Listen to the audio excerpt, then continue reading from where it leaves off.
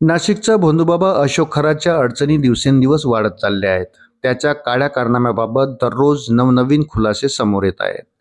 SIT कडून त्याची कसून चौकशी सुरू आहे. चौकशीत तो अनेक धक्कादायक खुलासे करत आहे, तर काही वेळा तो अजब गजब उत्तरे देऊन पोलिसांना भुसकड्यात टाकत आहे.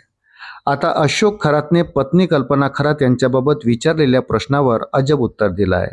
हे ऐकून पोलिसांनी देखील डोक्याला हात लावला आहे.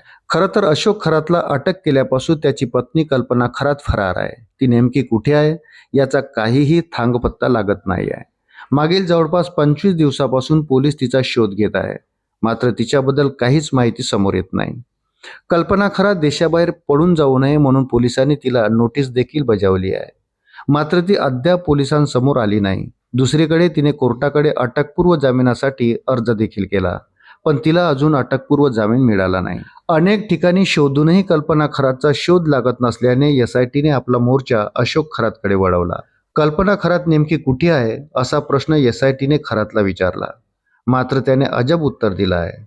माझी पत्नी कुठं आहे हे देवालाच माहीत, असं गोंधळून टाकणारं उत्तर अशोक खरातने दिलं.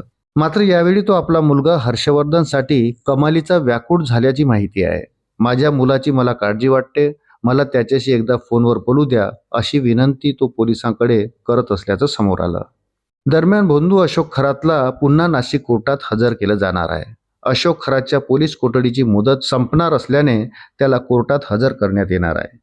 तिसऱ्या गुन्ह्यात अशोक खरातला पोलीस कोठडी देण्यात आली होती, तर चौथ्या गुन्ह्यात पुन्हा आज अशोक खरातला पोलीस कोठडी मिळवण्यासाठी एसआयटी प्रयत्न करणार आहे.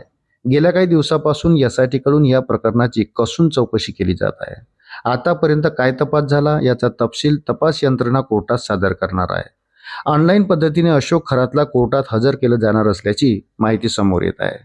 अशाच नवनवीन अपडेटसाठी व्हिडिओला लाईक आणि चॅनलला सबस्क्राईब जरूर करा. धन्यवाद.